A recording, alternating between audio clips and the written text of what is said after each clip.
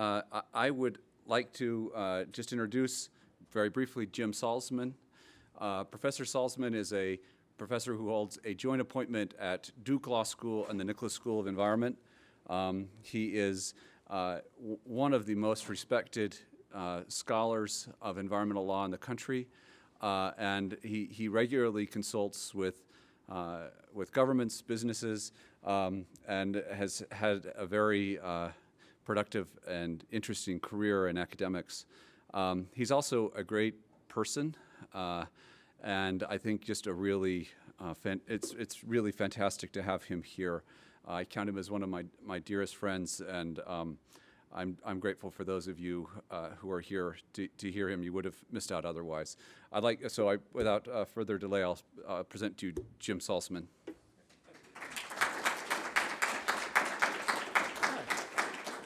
Thanks. I'm glad to be here. What Brigham failed to mention is that I was his thesis advisor as well when he was at Duke. And I have to say, from the very outset, he said, my goal is to be a law professor at BYU. So very glad he made it. So when Brigham asked me if I wanted to help with this, the way he described it was basically to facilitate a discussion. So what I thought I would do is to spend the first, say, 10 minutes or so basically laying out what do we know about climate change, what are the facts, and what aren't the facts. There's a lot of misunderstanding, misinformation, some intentional, some unintentional, about climate change. I just think it's important before we talk amongst ourselves to be clear about what do most everyone agree on, and then where are the issues that we're really going to have to make some important choices. So let me start off with this slide here. Does anyone know where this is? Very good. This is the Maldives. This is an island. It's actually a country in the Indian Ocean. And as you can see, it is a low-lying island state. And estimates vary, but based on projections, scientists tell us that anywhere between 2030 and 2050, the Maldives are going to cease to exist as a nation. And to try to make their plight clear to the world, let's see. There we go. This is a picture. So the president, or prime minister, I should say, of the Maldives held a cabinet meeting, obviously underwater. And the point he was trying to make, I think, is pretty clear as well, which is that we're facing some real challenges. And one of the things I'm going to want to talk about with you, and sort of as a group discussion, is what should our reaction be to that? Obviously, the reason that this is going to be happening is something that we as a nation and people have contributed to over the years, and is there a responsibility that goes with that? So let me just start off with very basics, and I apologize if people already know this, but the people talk about sort of the greenhouse effect, and I just want to explain very briefly what's going on. So the idea basically is you've got radiation from the sun, goes through the atmosphere, hits the Earth, warms up the Earth, and the Earth is what's called a black body radiation, which means that it radiates energy back toward the atmosphere. And because we have an atmosphere, the atmosphere warms up a bit as well, and it re-radiates back as well. So the greenhouse effect essentially is a result of a body warming and then some of its energy being trapped and sent back. Now, one of the very first things it's important to be clear about is when people say, you know, I'm not sure about this greenhouse effect thing. That's an ignorant thing to say, not because the person is a fool, but because there is the greenhouse effect. And you can prove that to anyone by pointing out in a telescope that there are these planets that are out there. One's called Mars, one's called Venus. All right, Mars is a frozen block of ice. And it's a frozen block of ice because it has no atmosphere. And so when it warms up, the heat just radiates into space and is lost. Venus, on the other hand, is always covered by clouds. And it's essentially a runaway greenhouse effect. The surface is so hot because the greenhouse effect basically radiates back in the atmosphere, radiates back, and it creates a temperature that basically has passed the point of no going back. The reason we're here is that the Earth is in the sweet spot. Right? We have a greenhouse effect, but it's not a runaway greenhouse effect. And it's enough of a greenhouse effect that we're not a frozen block of ice as well. So, you know, with the three bears, this is just right for us. Picture right here is a guy called Sven Arrhenius. He is a Swede who in 1896 first came up with this theory of the greenhouse effect. Actually, it was funny. I was looking for photos for this presentation. I put Arrhenius, and I got a guy called Leif Arrhenius, who apparently is a shot putter for BYU. So we got the big BYU logo as well. Maybe there's a family connection. Not sure. Okay. So what do we know? What do we know for a fact? We know for a fact that carbon dioxide, and it turns out other greenhouse gases as well, have been increasing through the Industrial Revolution. So these are actual physical measurements at an observatory in Hawaii. And as you can see, the trend line is pretty clear. We're now over 400 parts per million of carbon dioxide in the atmosphere. Anyone know why it's this weird wiggle? Any ideas? Right, it's the Earth breathing, essentially. Right, it basically is when there's a lot of vegetative activity in the spring, summer months. Basically, the oxygen is being given off, and otherwise there's less so. So it sort of varies back and forth. So this is what it looks like over the last basically 50 years. These are reconstructions over the last 2,000 years. This is based on physical data as well. There are a lot of ways to do this. Ice cores are the most common, but there are a lot of ways to do that as well. And as you can see, it basically starting mid to late 1800s, it spikes up. And the reason that obviously, if you think about it, is the Industrial Revolution, where we start burning the fossil fuels that are basically been laid down since dinosaur times. Okay, so carbon dioxide, and it turns out other greenhouse gas emissions are going up. Carbon dioxide, methane, nitrous oxide, those are greenhouse gases. They absorb the heat and energy that's coming back from the Earth and re-emit it. Okay, another key issue that sometimes gets confused, I don't know if any of you watch Fox News, but there was a lot of talk a few weeks ago with the polar vortex. And they were saying, gosh, seems pretty cold. What's all this about global warming? Ha, ha, ha. And they said, this really disproves global warming. There's a fundamental conceptual or category mistake people make. Weather is what basically temperatures that are going on right now. Climate is over a long term, right? So it's impossible to say because it's hot or cold today or there's a storm yesterday or not, that's due to climate change. What you can do, though, is look at the range of temperatures and such over a period of time, and it turns out that you actually can start to make some climatic conclusions, right? So this basically shows what's been happening with global mean temperature since 1880. And what you see is there's a pretty strong correlation between greenhouse gas concentrations, CO2 concentration in this case, and overall temperature, global temperature. One key thing that folks get sometimes confused about and why people talk more about climate change now than global warming is even though the global mean temperature is increasing, it doesn't mean everywhere is getting warmer, right? Some places might actually be getting colder. The issue is the mean. The way I also like to describe it, just another way of thinking about this, which is another reason I don't like the term global warming, the way I like to describe it essentially is you're pumping more energy into the atmosphere. So that can play out by warmer mean temperatures, but it also means when you get storm events, expect them to be more powerful because there's more oomph in the actual atmosphere. Okay, what else do we know for a fact?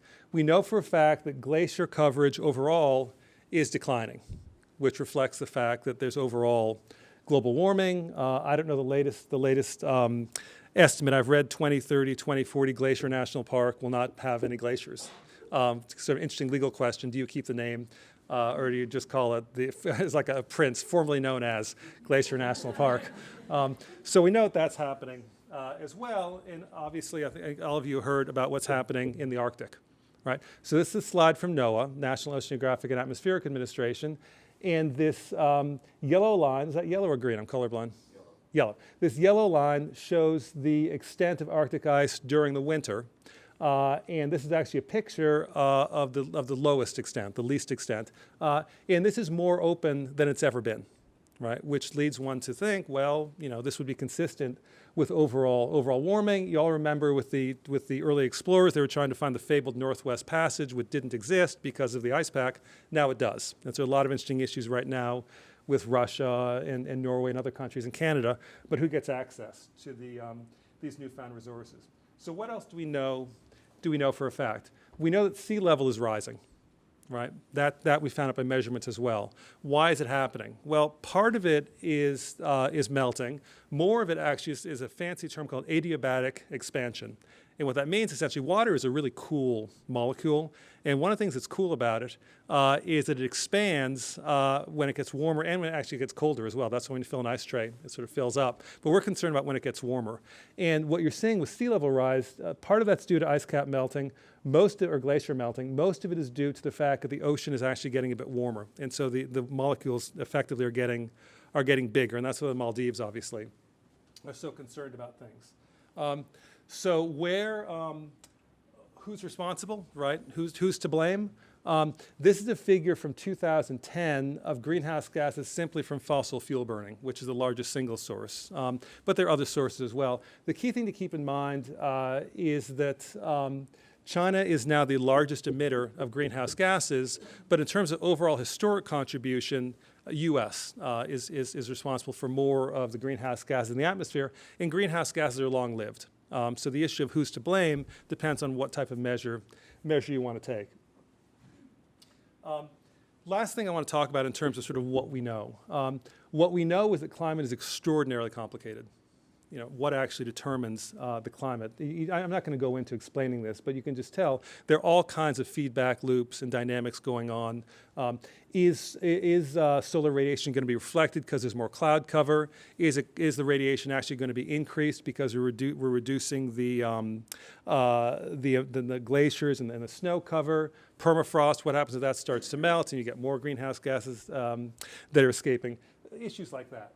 Okay, so up to now, what I want you to take from this is that these are basically facts. Okay, these are things that scientists have measured. A lot of different scientists have measured them, and so when folks talk about climate denial and such, those issues really, I mean, unless they're just out there, those issues really are not in play. What is in play is what's going to happen. Right? So this is where we are now. What are we planning for, and what should we take actions to address? And I'll just let you read this for yourself, but essentially this is called the Ipcc, the Intergovernmental Panel on Climate Change. This is the most recent assessment, and this is based on peer-reviewed literature. And there are basically 6 main conclusions they've got. The Earth's going to keep getting warmer. There's going to be big issues in terms of where it rains, where it snows. The oceans will continue to warm, and as a result of that, sea level is going to continue to rise. The Arctic is going to continue to melt. One of the big issues, they do have acidification here. One of the big unknowns is whether increased CO2 in the oceans is going to increase making the oceans more acidic, which could affect coral and other types of life. This is a really important point in terms of law and policy, because what this says is these are things that at least the scientists say we should be concerned about. Now, the key point here is these are based on models, right, and on projections. No one knows the future. If they did, they wouldn't be scientists. They would be stockbrokers or something. Actually, wouldn't be stockbrokers. They'd have stockbrokers working for them. But the point is, this is something, and this is the question here is, so what should we do? If we're told these are likely events, what should the response be? Now, I'm not going to go into great detail about climate law and policy. In fact, I'm not going to say a lot more because I want to open up for discussion.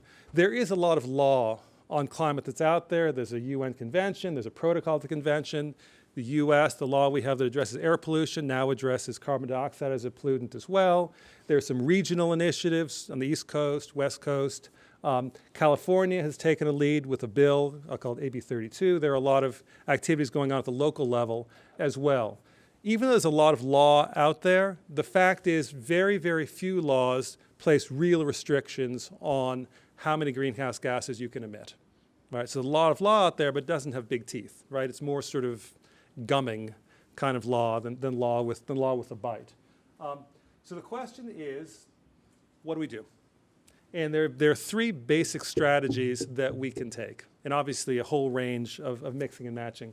One is to focus on what's called mitigation, which is you want to mitigate the harms, so you want to reduce the emissions that are coming out there. You might want to put a cork in a smokestack, carbon taxes, whatever. That's known as mitigation. The second thing, which is not exclusive, is we could adapt. right? That's what the Maldives are facing right now. How are they going to adapt to the fact that their island is basically going to be underwater, most likely, in 20 to 30 years? Or we could do nothing. We could say, you know what, it's not worth the cost, or I don't buy these projections, and basically say business as usual, and we'll deal with the problems as they arise. Water shortage, we'll figure out what to do at that point. So this really is the sort of the three tools we've got in our toolbox. And so I put these back up just for you to consider, because this really is what's going to drive the law and policy responses. So what I wanted to do is basically I've got a few questions I wanted to sort of talk with you about, but really I would hope not to have actually myself do a lot of the talking. There's some professors here who know a lot about climate change, and hopefully they can join in as well. But the point of this really, as Brigham described it, was to get a general discussion among you all as well. You're concerned citizens. You may have different views about climate change, and hopefully what we can do is sort of get those out there and make this more of a general discussion. So I'll step from behind the podium in a second and be more sort of interactive. So let me just start with the first question, and that is, what do you think is our responsibility, or should our responsibility be to the Maldives? Right, so here you've got an island nation that if the projections are accurate, really will not exist in 20 to 30 years. And so I guess the first thing I wanted to get your thoughts on is, do we have a responsibility, legal responsibility, moral responsibility? And if we do, what does that mean? Does that mean that we should basically give immigration visas? Does it mean that we should give give money to them to help them move, to help them build seawalls? So I'm just curious, really, just as a starting point, what do you think our responsibility should be? And obviously, it's not just going to be the Maldives going forward that are facing challenges. I realize it's hard to be sort of the first one to speak in a group of people you don't know, but we're friendly. Yeah. Just to get the ball rolling, I'm in the class with Professor Daniel right now, and this is one of the things we talked about. I was just considering, I'm very sympathetic to the Maldives plight, and it's not their fault necessarily. But if we as a nation or as a bull hold them or take some action on their behalf, why can't then we take some action on behalf of a drought-stricken area that we can maybe attribute to the same thing? I mean, I don't really understand where we can draw any kind of a line if we do decide that there's some way to administer some type of aid or whatnot. I mean, how then can we deny immigrants from the Sudan who may have the same issues and be able to trace them to the same type of problems? I just think it's so complex. I don't think there is an answer. So here you're saying two different things. I hear you saying on the one hand, it's too complex. I hear you saying on the other, it's a slippery slope. And if we start to pay the Maldives because they're suffering from climate change, why not Sudan, why not Bangladesh, why not all these other places, and we don't have limitless pockets? Is that a fair? Yeah. Well, and kind of going along with that, does that mean we can start demanding money from Russia if they have a longer growing season as a result of, if they have a windfall, or if people in Orlando can have a windfall, do we start to say, well, you actually owe the world money because you are getting better from climate change? And especially if we as the United States say, well, climate change is mostly our fault, do we become the arbitrators who say, well, we get some from you and we have to get some from you, and along with that, who's in charge of deciding who gets what? Okay, so there are winners. There are some winners from climate change, at least in some respects. Folks in Siberia get longer growing seasons. For those of you who are law students, a number of folks in the professional audience have talked about, we have takings law, we don't have givings law. Right? And the government does something that increases the value of your property. You don't pay the government in thanks, something that maybe increase tax revenue. Okay, is there anyone here who thinks that we do have an obligation? Well, I think that our obligations are similar to, I don't know that they're necessarily obligations. For one thing, that I have a problem dealing with international law because there's really no one to enforce it. And is it really law if it's unenforceable? And that's one of my biggest problems there. But I think that developed countries have experience giving aid to countries in need. And so we have experience with dealing with refugees and giving refugee visas, and giving aid to countries that are either starving or have been hit with some natural disaster. This is really just a natural disaster that happens to be unfolding at a much slower rate than a hurricane or an earthquake or that sort of thing.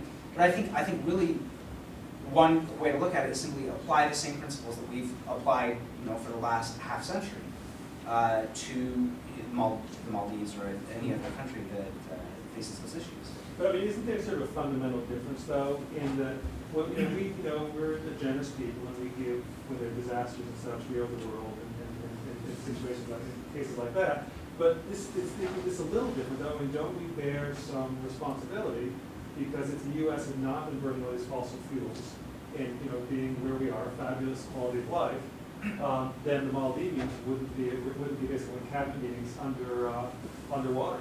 Well, the only that's a very good point. Obviously, the way I respond to that is we have the wealth to help solve the problem because of these things. But we have an industrialized economy that is capable of producing very much. We're as a country wealthier than we. As a group, we become wealthier and wealthier with these technologies, and so I don't know that it's necessarily once you start playing that game of who is to blame and who should pay and all of these things, it becomes complicated because it's really hard to pin down the benefits versus the costs to the world of bringing an industry and burning carbon and all of these things. So, well, I just wondered if maybe the points that have been made so far in sort of a circular way don't outline the problem. We've been using a lot of fossil fuels and releasing carbon into the atmosphere. We like to be a generous people and help out when there are natural disasters, but with this particular one, it seems like if we help out, we might be accepting blame, not just being generous. I think it feels better to be generous than to be paying our dues. And then the slippery slope argument comes in. If we help out island nations, they're disappearing because we use fossil fuels, then what about the rest of the world? And if everyone's suffering, at some point, nobody's going to be left to help out. Maybe that's law school talking, but nobody wants the liability. But don't we have a principle that we apply internally where the polluter pays?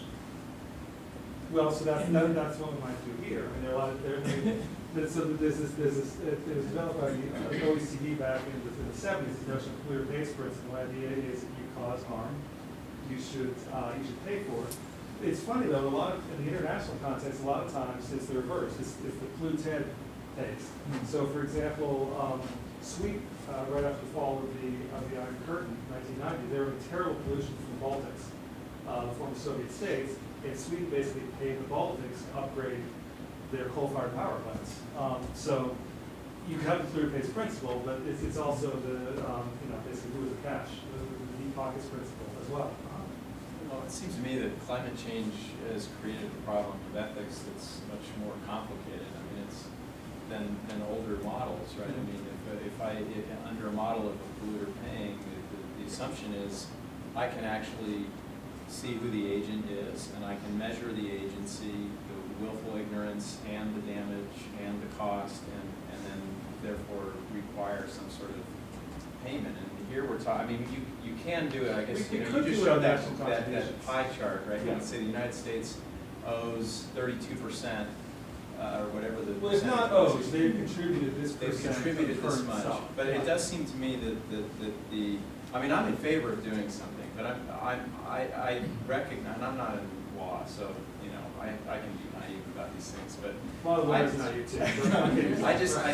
think the problem is we've got a model of ethics that's not adequate to the collective sense of responsibility that climate change is now requiring us to have. That has to break out of models of individual accountability or corporate accountability or even national accountability because there's something collective going on, and it transgresses national boundaries, and it's not, it's very hard for me to know on a daily basis. I know that I'm contributing to climate change every time I use hot water and every time I drive my car, but measuring that in some sort of meaningful way is a very, very difficult thing to do. And I just keep thinking there's got to be, there's some sort of, I'd rather think in terms of a collective community response, a global response, or a response of solidarity rather than sort of punitive So I'm very vague on my comment here, but I feel like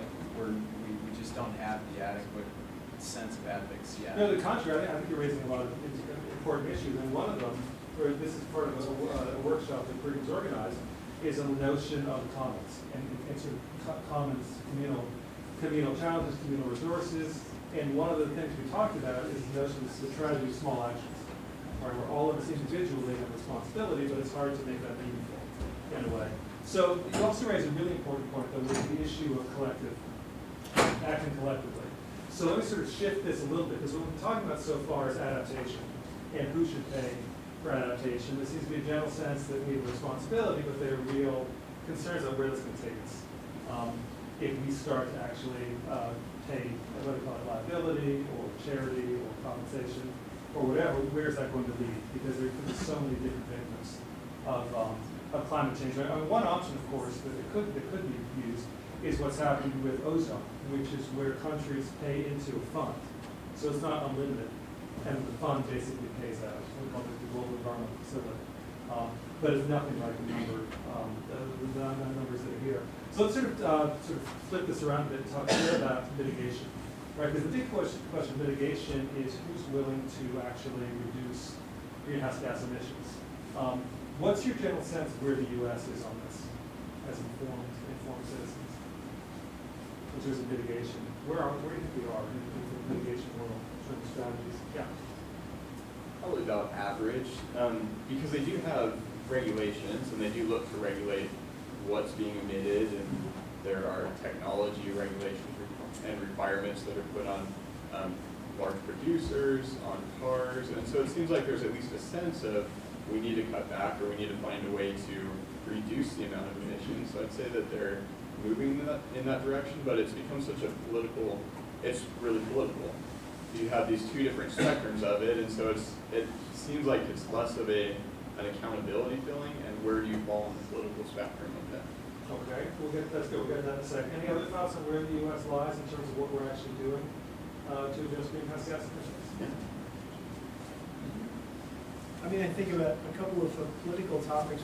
One is that if you look at gas taxes, you know, European gas is $8 a gallon, our gas is $3 a gallon, Venezuelan gas is 4 cents a gallon. It's going up. So there's interesting variation there. But within the country, I mean, think about the difference between urban and rural people. So urban people need cars less. Rural people are utterly dependent upon automobiles and farm trucks and other things like that. And they also live in areas where they don't recognize the gunk as much. And urban people, I would say as a generalization, use cars less, but see it more. You look at Salt Lake for Exhibit A. And so we have a real disconnect between, politically, the people who, I don't want to be too overgeneralizing here, but there's no way politically to square that circle, I would say. And so as a consequence, the So you see country, this urban-rural split. yeah, and it's one of many axes of division between country people and city people in the United States, but that's one that's immediately relevant to climate change. Okay, and what other folks? I mean, just sort of by way of background, what the gentleman said about air pollution in general is absolutely right. There are a lot of regulations about sulfur dioxide, carbon monoxide, and for greenhouse gases, we're not there yet. They're just starting to develop regulations for coal-fired power plants and for refining. And so it's a big issue, sort of how far we're going to go or not. The last international negotiation, the U.S. was not willing to commit to binding targets. We'll get that in a second. I want to follow up on your point for a second. So what do folks think are the divisions on how people think about climate policy? Right? At one extreme, you could say we should have a carbon tax. We should put corks into, basically, we should put CO2 corks into different types of smokestacks and stuff. Which is what's called cap and trade. The other extreme would be to say, you know what? Let the market take care of it. If it's a big enough problem, then people will realize that and they'll act on their own. So you're saying, from your perspective, one of the key divides is urban-rural. Where do other folks think the divides are and what to do? Well, I remember talking to Professor Daniels about this, and one of the things he said was that Al Gore hurt the climate change movement more than anyone else when he came and spoke. You said that? Thanks, Gordon. Because it immediately became so political. It immediately became it stopped being this is something we need to work out. And But became, why would it become political? Al Gore it speaks out on a lot of different things. I think because he was a Democratic vice president, and he would also speak in a way. The things that he suggested as solutions were meant to preach to a choir. Is one of the ways that I would perhaps suggest. And at the same time, people who didn't like the message or people who did not want to change saw this as an opportunity to say, oh, don't listen to him, he's just a wacko liberal nut job or something like that. And Were there other Nobel Prize winners you don't like? Yeah. Jim, I would like to highlight another divide that I'm particularly interested in. I grew up Southern Baptist in South Alabama, and I think the religious divide is an interesting one as well.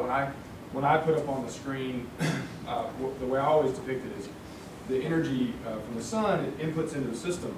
And I always show, how is the sun's energy processed on Earth? And so I draw a leaf, and I draw the sun in a leaf and say photosynthesis, right? And then what happens to that leaf? Well, it degrades and turns into oil. So I draw an oil deposit, and I show the sun in that oil deposit. And I say we've released that oil over 150 years. And so I draw the sun, it's like releasing the sun's energy. It is effectively what we're doing in a 150-year span. And one of the things I run up against, and I don't want to start the debate necessarily here, but is that if you believe the Earth is 6,000 years old, then you can't process the fact that there's millions of years worth of oil that's been released in 150 years. And this is a big debate amongst the Christian sects as far as how old the Earth is. And so I think that religious ideas also impact the debate. Okay, so we've got suggestions. Urban-rural is important. Blake is suggesting that fundamentalists sort of fundamentalists of a denomination is a divide. You're saying Al Gore is a divide. One of the folks who's here for the conference, who's been a real inspiration to me in a lot of my scholarship, is Buzz Thompson. And I asked him if he could talk a bit about some polling that Stanford's done on this issue. There's some other stuff you want to raise as well. Yeah, actually, I first wanted to talk about the Al Gore issue because there's been polling on climate change issues for probably about the last 20 years. And one set of polls showed that before the Kyoto Protocol and before Al Gore went to Kyoto for that, and Bill Clinton began to talk about this while he was president, it showed a significant percentage of the American population believed in climate change, thought we should do something about climate change. It was true of both Republicans and Democrats. What was interesting was the percentages overall didn't change very much after Al Gore went to Kyoto. But what happened was the percentage of Democrats who believed in climate change went up. And the percentage of Republicans that believed that climate change actually existed went down. So Al Gore seems to not only have impacted our political attitudes, but also our view about science. And part of, I think, what's happening is, at the time of the Kyoto Protocol, we were beginning to see people getting their news and their information from a variety of different sources because of different cable television outlets. Today, with the internet, we're even more broadly split in where we're actually getting information.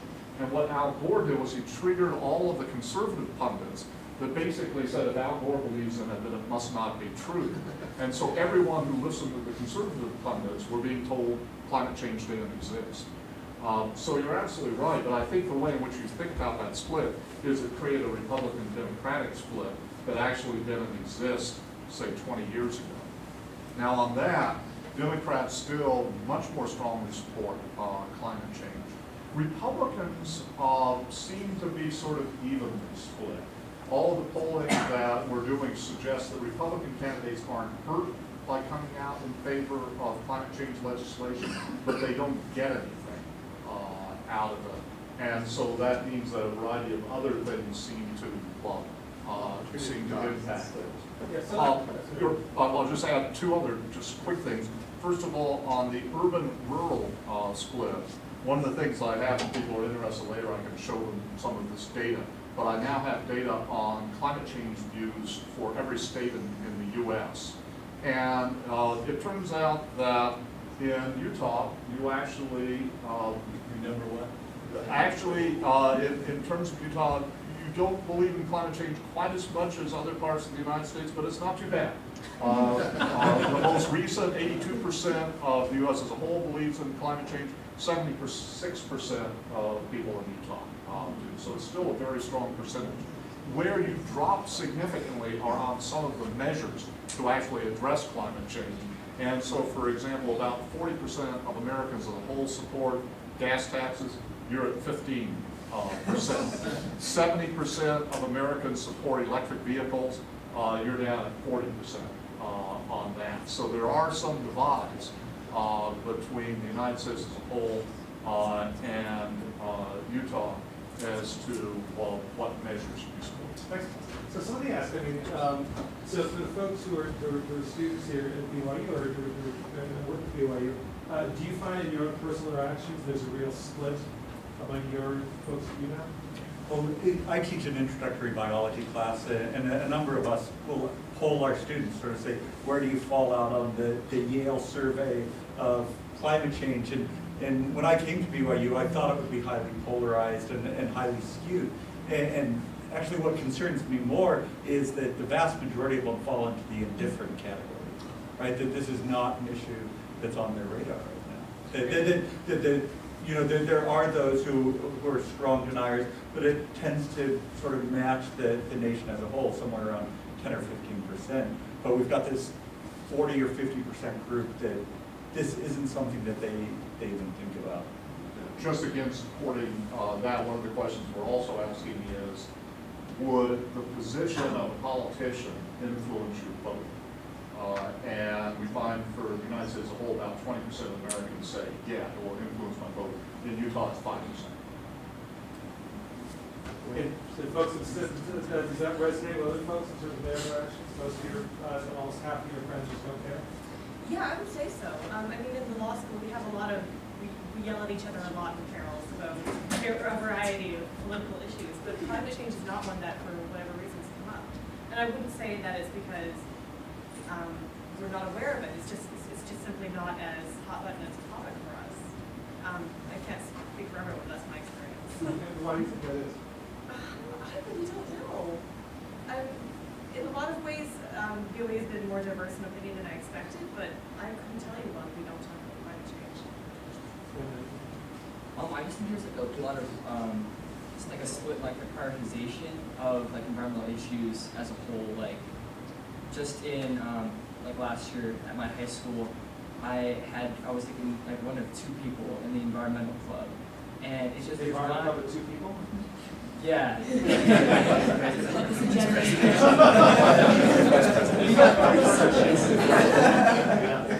But yeah, just especially in I feel like in my peers, there's not too much interest. I'm a law student as well, and I would agree with what she said. That and I think a lot of it has to do with media attention as well. Things that come up in other law classes as well. It just doesn't seem to be something that's in the forefront of people's minds, because outside of, say, an environmental law class, there doesn't seem to be a lot of exposure given to that topic as much as other topics. They're kind of like the hot buttons for the media right now. Wait, yeah, just folks who haven't commented yet. Two ideas. One, the why isn't it a hot button? Maybe the best face we could put on it is a bunch of skyscrapers on an atoll. And that doesn't do the same thing as global hunger or whatever, or a distended belly in the Sudan or something. That might be one of the answers of the face that we can put on it. And then I just wanted to summarize just briefly, the gentleman from Alabama mentioned that it's a religion, that he didn't make the exact comparison, but it's a religion versus science kind of debate. And now you over here are bringing up that it's a politics versus science kind of debate. The message of science is clear, perhaps, that Gore gave, but it was Gore, so it's really a political issue. It's perhaps that people don't have a direct impact on their lives. I grew up in Europe, and at least more recently, I've been to my friends' houses, and they've said we need to reduce our carbon impact, our carbon footprint. Your friend's house in Europe. We need to do this. We have a responsibility to do this. And that's distinctly different from anything I would hear here. Is that the motivation in the European community? Or are they trying to save money in ways because they're forced by a localized economy? It is expensive. I know that there are there's talk of disbanding some of the limits on greenhouse gases for economic purposes, which shows that even they have limits. We'll get to that in a second. That's an important point. So this summer I was in Indonesia, doing some work there, and Sorry. and I talked to someone about climate change there, and they laughed and said, "We have people starving in the streets in some places. You're trying to tell me about what's going to happen to one of these islands in 30 years. We have people dying now." And that I think is one of the real... Right, but clearly, that's right. You find it with a lot of global environmental issues, and clearly developed countries, developing countries. But what's interesting is that, as Buzz was pointing out, the sort of ideological split in the U.S. is quite recent. And we realize that in 2000, Gore and George W. Bush both ran on climate platforms. Bush had a program where he was going to reduce CO2. Now, he flipped once he got elected, but the election was based on action toward addressing climate change. This issue may strike you as frankly not that relevant to law and policy, but it's directly relevant because we're going to want to talk about in a second sort of what do we do about it. This is a political issue, and unless politicians see a reason to go one way or another, then you're not going to get change. And so understanding why there's this opposition support is critical to that. Yeah. Budgets in 1997. The Senate voted 95-0, passing a resolution warning the Clinton administration not to sign the Kyoto Protocol unless China and India also committed to binding emissions reduction requirements. Right. So we've had bipartisanship in both directions. Right, so the question then is, so what do we do about it? Right? So it goes back to, I guess one other quick thing before we go to that. And this is something that I don't think any of you, any of the students can give me kind of a definitive answer. But on the one hand, I think what you're saying is right. This is not a salient issue for a lot of students. On the other hand, you read this and you think, what have you got to be told to make this a salient issue? I mean, this isn't, what was like the day after tomorrow? What was the name of that movie? Yesterday or the day before tomorrow? It's one of those sort of, you know what I'm talking about, right? I mean, this is bad. And so I guess one of the questions is, why is this not generating interest? Well, I mean, you said developed and undeveloped. That was a big divide in my mind. And I think living in a developed economy, it is very easy to live in denial about your relationship and your dependency on the earth. And I think if you live in a situation where you're more, the poorer, the world's poor, and the developing nations are the most vulnerable in many cases to the effects of climate change.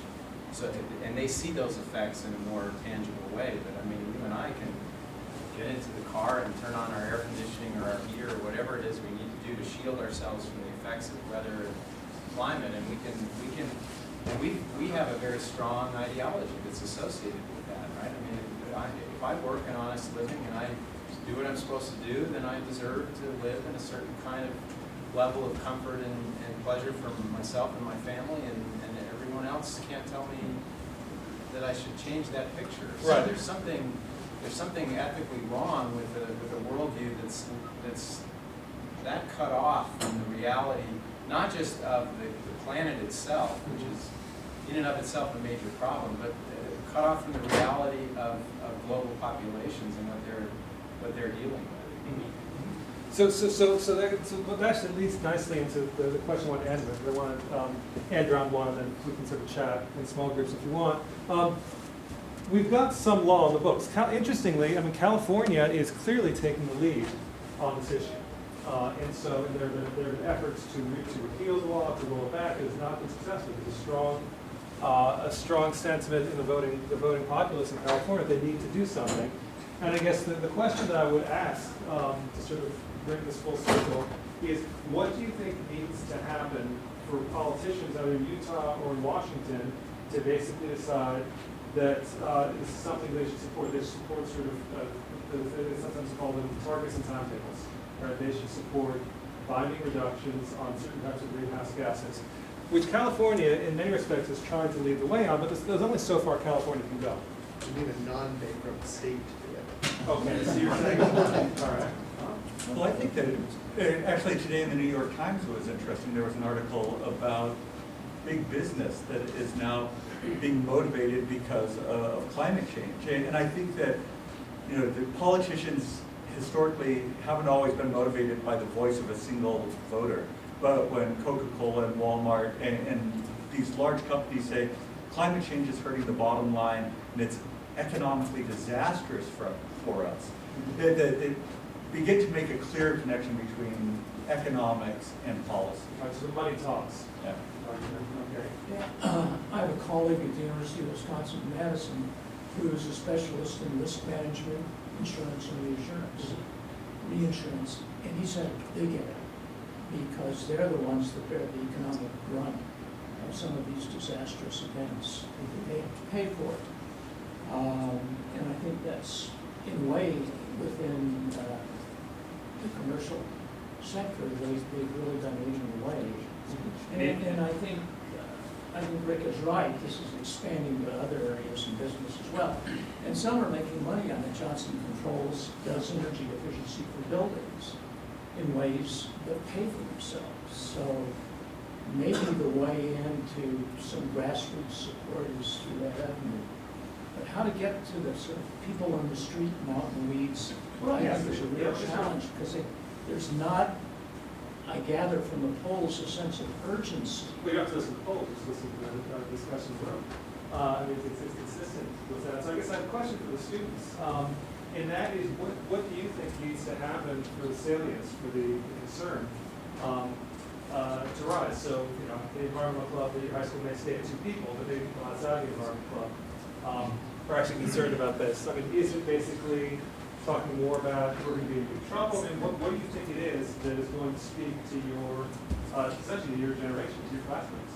I think it's not aggressive enough. I mean, this subject, like climate control, like you can put as many posters on college that are yellow and say climate, like save the whales, and no one's going to take it seriously. It's an eyeball subject. I think if you really want to make a statement, you need to be aggressive and literally go out and not threaten.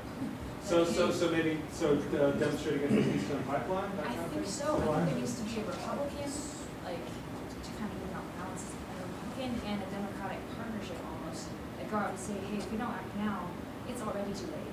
Like, I think that time to talk, and the time to act passed. I think it's time to make a past political statement and make it, I mean, like, cut off gas supplies, not even just taxes, but like a gas limit or the, like, even hot water. I think we can talk about how extreme it is for as long as possible, but I think just the data shows like we're past the time of talking about it. I feel like environmental awareness and environmental policy in general is more of an out of sight, out of mind type thing. So when we can readily see that there's a pressing problem on our home front is when we actually have a type of environmental awareness come up. But, you know, for example, like red state, blue state, it doesn't matter what it is. If people can actually see what's going on, then they'll readily back up what they want the solution to be. So for climate change, it's hard for American politicians and American people to get behind something that they can't necessarily see for themselves.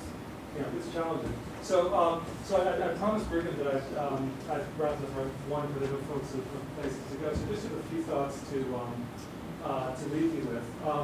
The first one is there are examples. I mean, I sort of a glass half full, glass half empty on this. You know, you hear people say that half their friends couldn't care less. That doesn't give one cause for optimism that something bold is going to happen. On the other hand, there are a lot of examples in American history that have been rapid changes in terms of things that people thought would never change. Gay marriage we're seeing happen right now. Smoking. Rapid changes in views on that as well. So there can be major shifts to the extent it's a cultural issue. The second thing I think is key to keep in mind is this is going to be with the students that are here. This is going to be with your generation and your kids' generations to come. This is not something that's going to be solved. It's something that actually can be solved overnight. This is something that's going to be with us for a very, very long time. And right now, we're effectively conducting a planetary experiment. And we'll see whether those predictions are right or not. But this kind of discussion we've had today, I hope is one that's going to continue as you go forward. So I'm happy to chat with those professors here. I'm sure